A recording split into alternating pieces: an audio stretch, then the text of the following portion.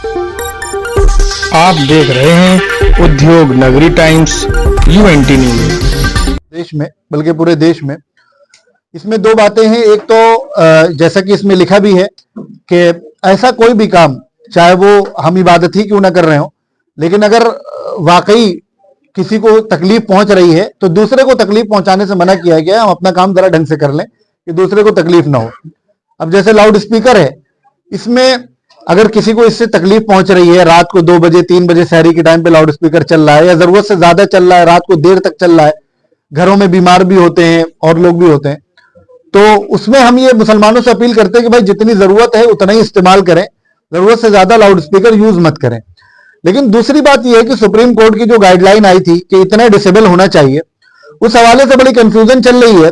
Supreme court की guideline आई है कि आवाज का जो वॉल्यूम है वो इतना हो, लेकिन बहुत सारी जगहों पर ये पिछले दिनों शिकायत आई कि प्रशासनिक अधिकारी, पुलिस वाले भाई जाकर वो लाउड स्पीकर उतरवा रहे हैं। तो ये सवाल हमारा अभी भी बाकी है। हम इस सिलसिले में इससे पहले जो पूर्व कमिश्नर थे, अभी इनसे पहले उनसे भी मिले थे, ये सवाल अभी भी बाकी है कि ऑर्डर क्या है राज्य सरकार का और सुप्रीम कोर्ट का कि आपको लाउड स्पीकर कम करने हैं। लाउड स्पीकर की उन्होंने क्वांटिटी फिक्स की है कि 2 लगने, 1 लगने, 3 लगने, या उन्होंने वॉल्यूम फिक्स किया है कि डिसेबल इतना होना चाहिए। ये अभी क्लियरिटी नहीं है बातों में। दूसरी बात, अगर उन्होंने वॉल्यूम फिक्स किया है तो क्या हमारे जितने भी प्रशासनिक अधिकारी हैं उनके पास वो मशीनें आ गई हैं जिससे वो आवाज नापते हैं? किस बेस पर वो जाकर मस्जिदों से लाउड स्पीकर कम करवा रहे हैं? जाती है तो हम लोग बैठ करके उसको डिस्कस करें, मुज़ाकरा करें और उसको जो है लोगों के सामने जो शरीयत की रहनुमाई है वो सामने लाएं।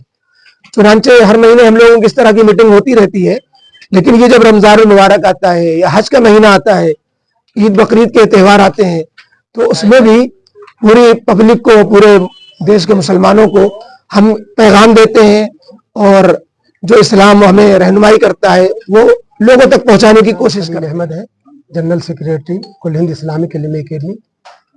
आज की ये प्रेस कॉन्फ्रेंस इसलिए बुलाई गई है कि हम रमज़ान मुबारक की आमद से पहले अपने कमेटी की जानिब से एक हेल्पलाइन नंबर, बहुत से हेल्पलाइन नंबर है जिनको जारी करना चाहते हैं ताकि आवाम रमज़ान मुबारक में किसी मौके पर भी उनको शरई मसले का कोई हल चाहिए तो फ़ौरन राब्ता करें और उस वक्त हमसे मसला जान लें ताकि उनका रोज़ा, उनकी तरावी, उनका एतिकाफ, उनकी ज़कात सही तौर पर अदा हो सके शरीयत की रोशनी में।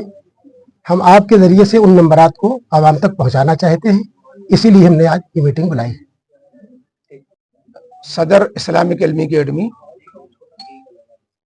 ये हेल्पलाइन जो रमज़ान के ताल्लुक से चलती है उस सिलसिले में ये प्रेस कॉन्फ्रेंस है।